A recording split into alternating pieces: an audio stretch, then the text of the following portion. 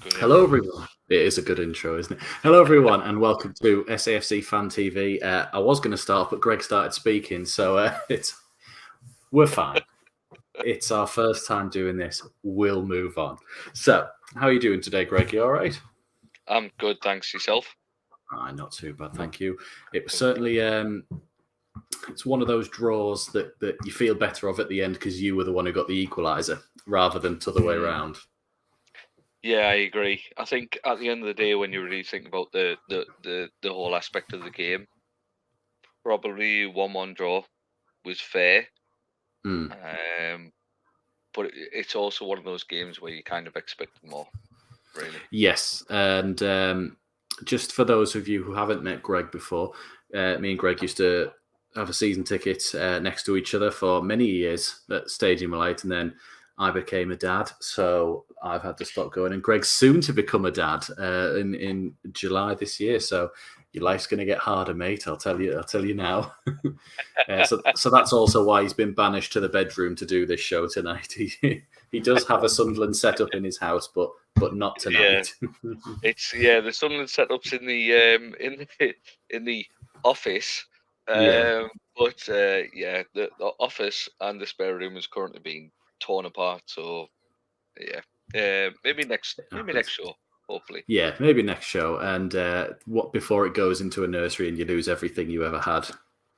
Yeah, but unfortunately, for anyone listening, I currently live in Middlesbrough, so my child Mm. will be born as Smoggy. Um, so we're gonna have to drill that out of them. Uh, And if your mum has anything to do with it, she will not allow that. yeah, yeah. Yeah, she will not So allow it to be a Middlesbrough hen- fan.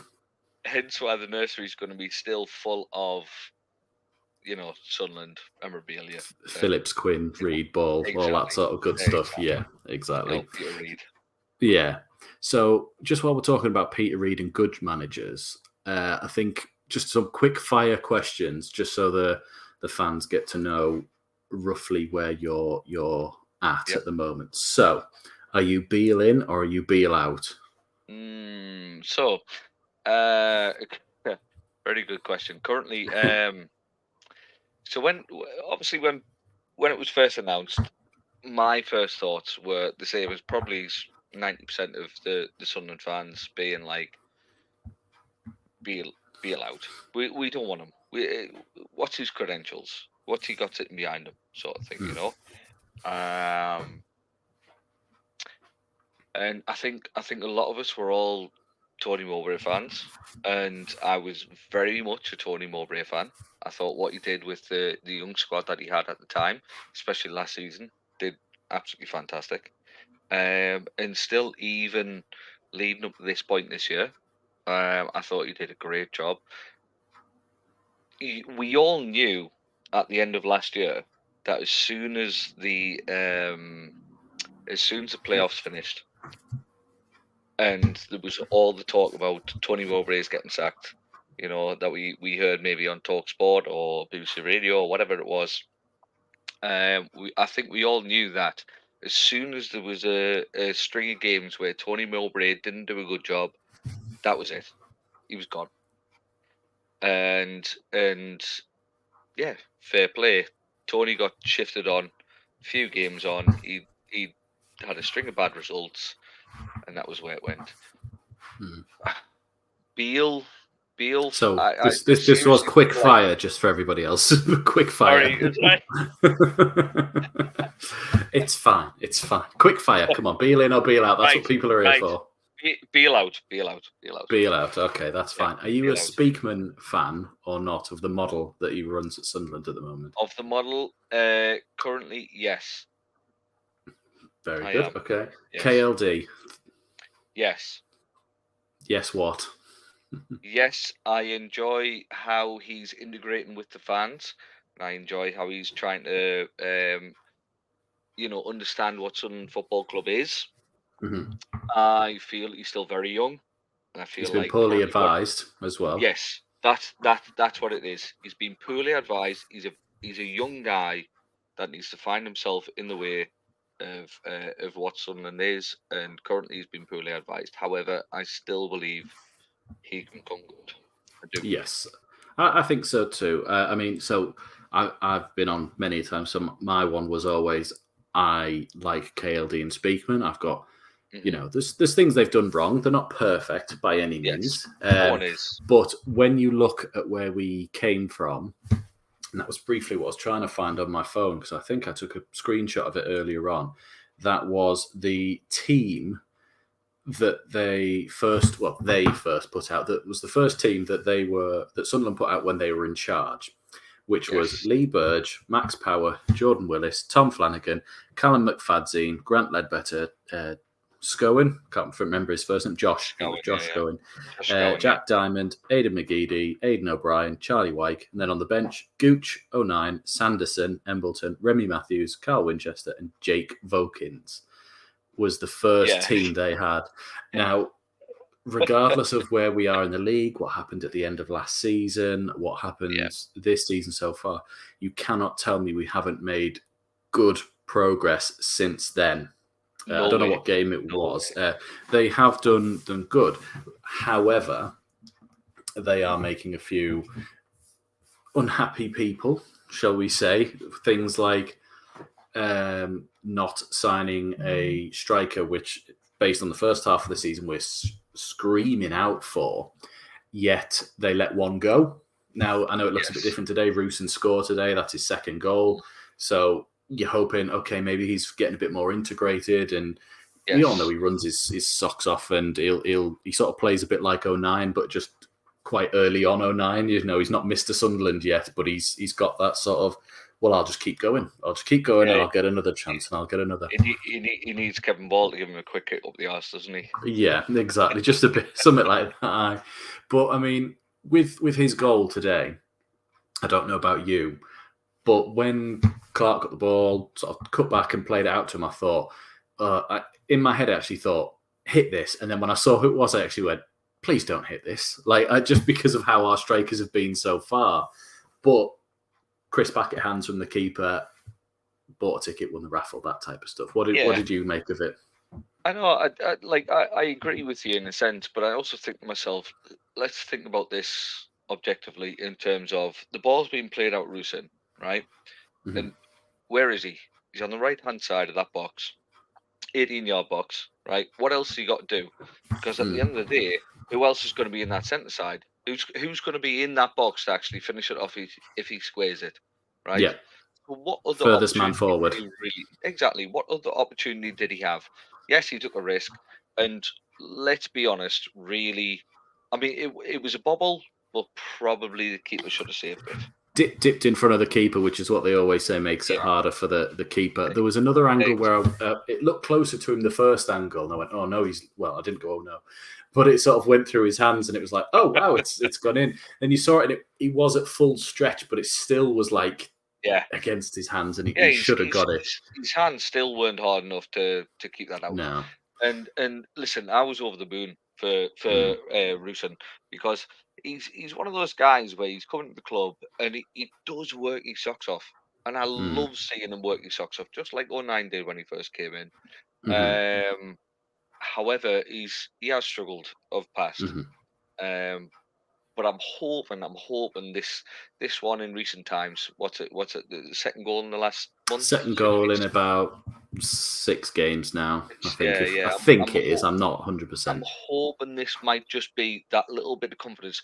So I don't know what it is, but for some reason, strikers coming to Sunderland in the last 20 years, they've always had an issue just getting off the line. Just getting off the line and actually starting to put the ball in the back of the net. And when they did, eventually, it started to come. And I'm really hoping that Rusin will hopefully be able to push on from here. But you're right with the strikers though, because even someone like Charlie Wyke took him 2 seasons before he actually started to produce the goals, and even then we had no fans there. So was it that the pressure was off him, sort of thing?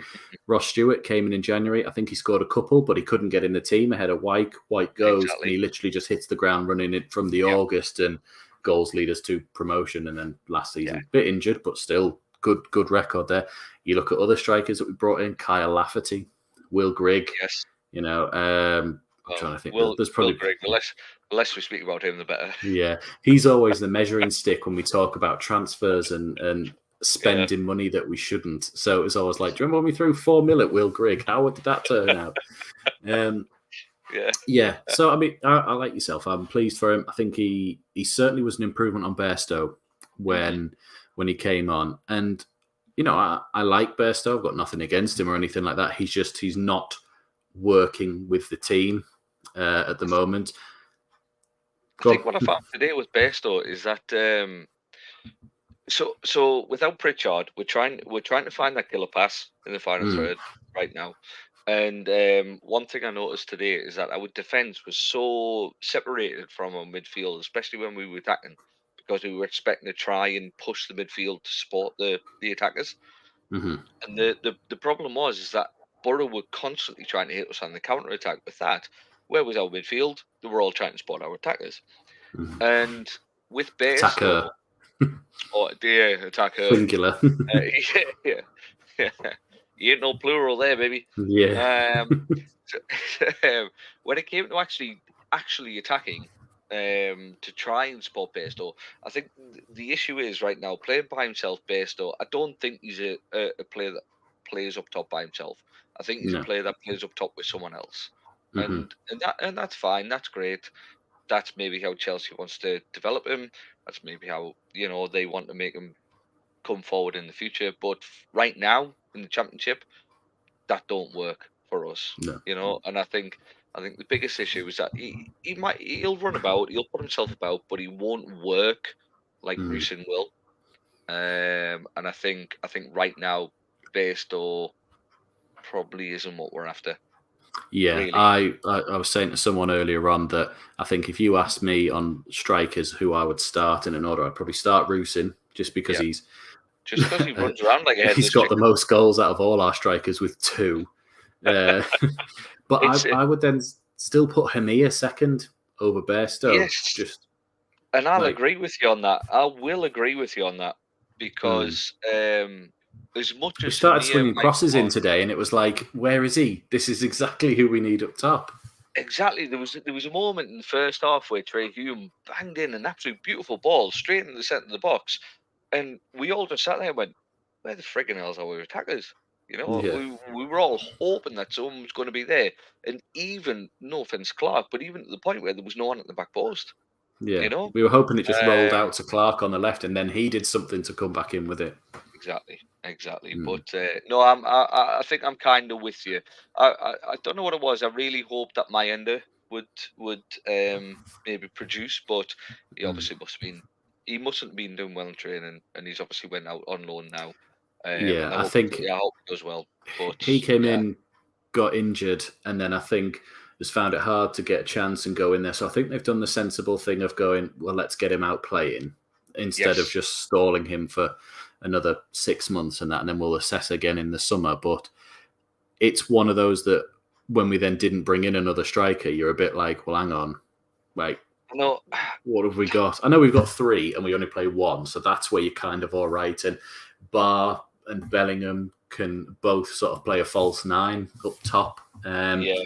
So we do have the options, but it feels like, oh, right, you're letting one go when we're all screaming out for one. And that's kind of what I was going to say. I mean, listen, so Speakman has a model. We all know what the model is. It's young kids, bring them through. If they help us get to where we need to be, brilliant, fantastic. Keep a hold of them. We'll move on. If they don't, but they still shine, we'll get some money from them and we'll continue on. Yeah, it was the same sort. Reinvest. It was exactly the same model that what Marseille had. KLD's father had, God knows how many years ago, and kept it ticking over. They got European finals. They got the top end of the French League 1. So it worked for them. They made it work, and I think it's a model that maybe the British people definitely aren't used to, right? But let's maybe just sit down and let it go. But when you're talking about the whole bring the striker in within the January transfer window, we already had like exactly what you just said. We had Rusin, we had Burstow, we had Hemir. If we try to bring someone else in, we're putting far too many cogs in the whole system there. It's just not going to work, really, is it? Yes, it completely So we have counters to the think model about they're trying to build. exactly. It's just, I think what our squad lacks, and I think we've had a chat about before, is experience. Yes, So if 100%. we'd have sort of gone in for, let's Alex Pritchard, argument's sake, say, hello. yeah, if we'd have gone in for, let's say, Kiefer Moore, and on his debut they lost, but he scored 2 goals for Ipswich Town on his debut. He could have walked straight into our team and he'd have made us better up top. He would have connected the midfield to the attack. He would have helped with the wingers. He would have made space, which is, I'm not saying the other 3 are incapable of that. I'm just saying because of his experience of playing, he knows how to do it more right now, Yeah, and rather yeah, than I developing it, agree. which is why I think I was frustrated with, well, hang on, why are we not going for somebody who's played in this division or at least scores goals? Do you know what I mean? Like, it just feels wrong. Yeah, I totally agree with you. And, there's a type of player I think a lot of people might hate me saying this name, but I think we need someone like a Chris Wood. You know, Yeah. someone who's sitting up top by himself, knows exactly how to play up top by himself, right? Because we're not going to sacrifice Patrick Roberts and Jack Clark on the left hand and right hand side, right? So we're going to be playing in some form of 4-3-3. Yeah. So we need someone up top that can run around like a blue horse fly and do what he used to do. Knock the ball down, lay it Unfortunately, the out for players that them, we've give them an got, option. exactly, the players we got can't do that. Yes, they might be able to build into that eventually in the next 5-10 years. They can't do it now. No. Yeah. So we need the experience. We need someone up top. Yes. Which, of course, now the window's shut, we don't have. So we play on with what we've got, which is exactly what we did last season. However, last season, when everyone was like, this is going to get worse, this is going to get worse, we actually pressed on and got ourselves into the playoffs. So could happen again. Quickly circling back onto the Middlesbrough one, though. Who was your man of the match today? I think our new left back, is it Hjelde? Yelder, yes. Hjelde. Leo. I thought he was fantastic. He put his body on the line every single time he needed to. He made some last ditch tackles that were second to none I in think that game today. it I really thought he was showed. brilliant. It really showed that it didn't look like this was his first game for us. It No. looked like he'd been part of this team for ages.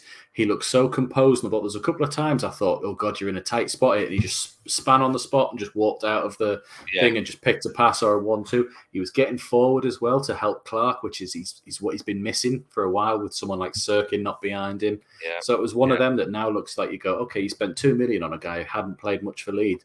And it looks like, based on one game, I will say, based on one game, it looks like a sound investment that he will be with us next season, let's say. And if he gets better, then you go, okay, great. So where's the next money coming from for him? And then we reinvest or we build on top of it. Because Sirkin, as much as we got him for, and he's made a glass kind of really, but we do want him to do well so that we can then sell him and move on. And then we've got the next one in. And It's like you say, he was one of those players that turned on the ball and turned people inside out. He was pretty much the only person today that turned on the ball and turned another player of Middlesbrough's caliber inside out, and didn't have our heart in our throat, because there was numerous times today. Even Pato did it, and my arse dropped. Yes, when he got caught on the ball, I was just like, but that's we chat about all the time on this channel, which is Beale's persistence in playing out from the back, and it's a bit like we're not good at it. Like, look at us, like, but you persist with it. I do think we have a team that can control the ball, they have composure, they can play. They can play from the We back. can, but with a high press, we crumble very easily. Yeah, you need to know.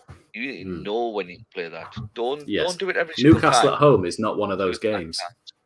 Yes, no, jeez, Pierre, I love you, my man. I'd get you tattooed on my butt if I needed to. Yeah, But that instance with Newcastle, that had me. And then Pato today gone that way as well. That would have been 2-0, probably game over at that. Was it game 2? over if that happened. Yeah, I Yeah, think it would have been pretty. 2-0 at that time. Yeah, that would have been game over. Mm. And I think Pato, listen, he's a fantastic keeper. We all know he is. He's great at what he does. And I think he thought that obviously, he played one, he turned the other, and all this sort of stuff. But mate, you don't do that. Just put your foot through it, take the level Yeah. of the ball, and get up there. Speaking of put your foot through it, Bar's Demba Ba. semi-open goal. Demba Ba. Demba Ba. Abdullah Ba. Sorry. Yeah. His semi-open goal. I won't say full open goal because there was a player on the line, so it's not. However, I think he thought, that panic when you get and it just in your mind you just say hit the target. He did that too well and just put it straight at the bloke who was there. When even the commentators were saying they went, just smash it, or just like lift it, at least lift it up off the floor. Like, yeah, just. So the team sheet came out for the start of the game, and so if anyone doesn't know, I live in Middlesbrough now, unfortunately for my sins. And so I was sitting watching this game with Middlesbrough supporters as well, and the team sheet came out, and I saw Abdullah Ba on the right wing. Not Denver. Not Denver. Yeah. Demba. Yeah. No. No, I saw Bar on the wing, and I thought, right, listen, he's just scored 2 goals and assisted in the last game, right? This is where he now goes missing for the next 5 games. Right? This is Bar in a nutshell, really, isn't it? He'll play one fantastic game, make him look like a world beater, and then he'll go missing for the next 5. Today he turned up, and about the first 10 minutes, I went, oh, he actually might look as if he's doing all right. He might, he might be able to put something on here. And then all of a sudden, game over. I don't know what it was, but for some reason he switched off. That side netting chance where he got in, and it was just like people were getting in the box, just either at least hit the target from there or poke it at the goalie, just something. One thing I'll say about that side net shot is that at that time when he decided to take that shot, no one was following up. There was no one in the box there to actually follow up with him. Really, but you don't just kick it out of play. No one's here. Goal kick. What's that? Throw in? Yeah. Yeah. But it was one of those. Yeah. I mean, he could have squared it, but if he squared it, where would it have gone? It'd gone straight there. But then I sort of think if he'd have not even looked up and just put it in a space, and we'd have all gone, oh, there's nobody there. We'd have said to him, oh, maybe look up before you do it, but we wouldn't have blamed him because there was no one following up with him. But I can now look at it and go, you stood 3 yards out from the goal. And the goals, I know what we look like on TV, they're bigger than they seem when you actually get near one. To just put it 3 foot wide when you're actually about 3 foot away from it is scandalous. And then a few minutes later, when it's laid on a plate for you, and Jack Clark doesn't square the ball to many people in the 6-yard box, like you sort of sitting there going, "This is it, mate, 1-0," and you just. He didn't quite p-roll it, but it was just like I know, hit it straight at the man in red on the line. And his yellow card, by the way. So their player gets booked for the gesture to the referee, and you're a bit like, good. Dan Neil got a second yellow for that. And then Bar gets up and goes, yeah, I know what I'll do. I'll do the hand symbol for the card. It's like, what the fuck are you doing? Stop it. I was saying gone are the days with Jason McAtee where I said, oh, hey, ref, get him in the boot. Get him in the boot. No. Honestly, it was just like, what are you, like, you're doing everything wrong, mate. It's one of these games that I appreciate your effort getting in behind and you are causing them issues, but your final decision on everything so far has been the worst option I could have imagined.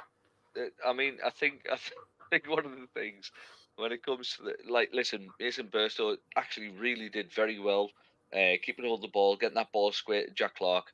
Jack Clark had it; it was in within his feet, and he did well. He did really well actually to get it out of his feet. And there was 2 times where he sort of faked the shot, and I think every single Sunderland fan was going, "Please, just put your foot through it. just put your foot through it. And as soon as it squared to Abdullah Bar, we all went, ah, God, no. There's a little bit of like held It was breath, that yeah. side foot. It was that side foot, and you were just like, mate, listen, put your fucking foot through it, man. Let's get Yeah, it going. Sorry, apologies for the swearing, but it's all right. We've just done it put all your right. foot through it. Mm. You know, take the lever off the ball. Don't give them the opportunity to even block it. Let's do it. Let's get it in If you there. smash it at the goal and it hits the lad on the line and ricochets out, fair enough. You've No one smashed it at sees the anything. goal. But No then one. you might get the other people going, just tap it in the corner or just do that. And you're sitting there going, he did the best thing he could, which is just, if I don't know where this is going, you're not going to be able to block it. Exactly, yeah. I know. Yeah. I know. And But listen, end of the day, he did a job today. We take a point anyway, which I think is even what Jack Clark said. He goes, we're not happy with it, but we take it based on today. So Was I that think what Jack Clark said? something similar to that in his post-match interview, which is like, we're not happy with a point, but we take it sort of from what we had. And because even then, when we look at the overall performance, we already said in our group chat that it was like, that was a bad performance from us, but we've stolen an equaliser, really. And then for the last 5 minutes, we were looking like the only team that was going to go on and win it. And it was like, if you could have that last 5 minutes, just the whole game, or even for a bit more of the game. I don't even think the last 5 minutes. I think the last 20 minutes. You know, as soon as Roberts came on, and sorry, who else was it that came on? Rusin came on. Robertson, Rusin, yeah. Robertson, Rusin. I think, and it's exactly what I said to you earlier on. Listen, every team, when it comes to it, if there's one or the other in terms of Robertson Clark sitting on that first team, right? They're going to pile on one. So if Clark's the only player that's on that team and Roberts is sitting on the bench, they're going to pile 2-3 players straight onto them, right? As soon as Roberts come on, they had to separate their whole squad. I say the whole squad. They had to separate the defense. They had to go back to marking man to man. Yeah, exactly. They couldn't push 2 or 3 players straight on one. It opened the whole pitch up for Sunderland then. And I think that's how Rusin was potentially able to get in behind. That's exactly how Clark was able to play that ball through to Rusin for the goal itself. And that was where Sunderland actually turned it around and started playing, you know, the better football and potentially being the team that was likely to go ahead in the last 15, 20 minutes. So 16 games to go. So that's possible 48 points to play for. We are currently, this is now going to be the quick maths from there. Quick maths. 68. A lot of points behind Leicester at the top of the league. Do we get promoted this season? No. Where do we end up then? My heart says yes, we will. Mm-hmm. But I think currently, as we are playing right now, no, we don't get promoted. No. I think that's it for me as well, because at least this time last year, I felt like I knew what we were doing under Mowbray and knew what to expect. We'd had a good result away at Fulham. We brought them back to our place and gave them a hell of a game. They did win, but we gave them a hell of a game. And we were picking up, we were turning draws into wins and losses into draws. And it was just, we're ticking on here and we're doing well. Even when players were going down injured every other week, we were still pressing on. But I think where we're at now with Beale and his lack of tactical awareness and how to set up a team. Oh, I by the way, I'm firmly on the Beale out, so don't like there doesn't sugarcoat it or anything. So it's one of them that's like, just I don't see him getting the best out of this team to get them promoted.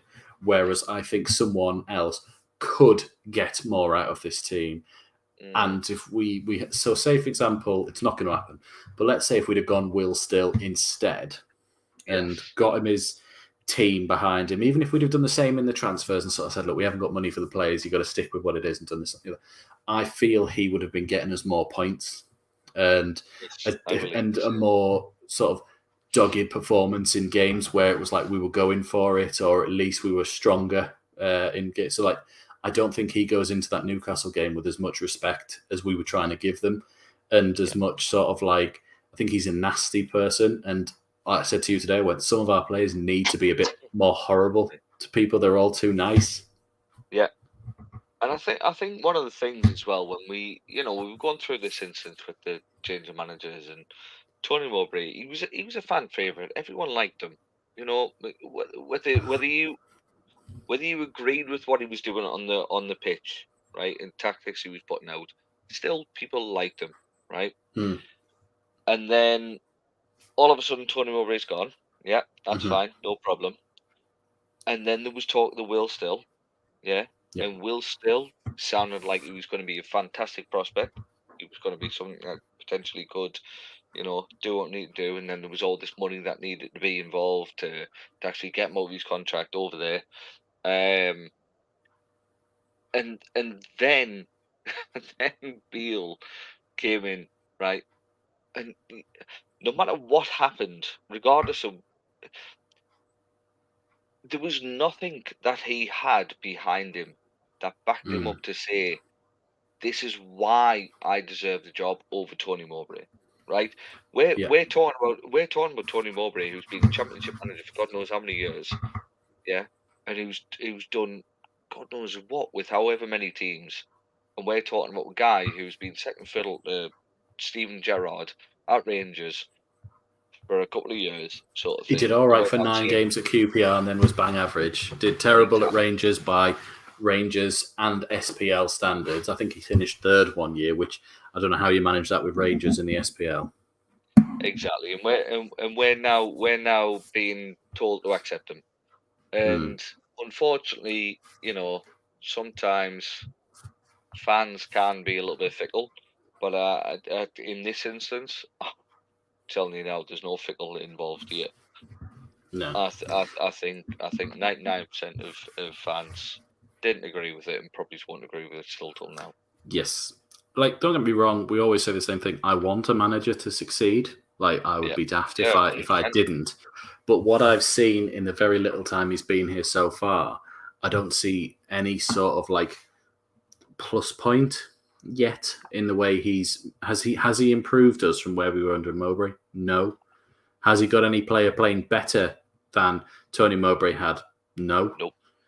Have you? It's hard to say after 8 games, so that's probably where I'm going to be critical of my own point. But it's a bit of like, have you pulled a result out of the bag, which I thought, Jesus, I didn't expect us to get that one? No.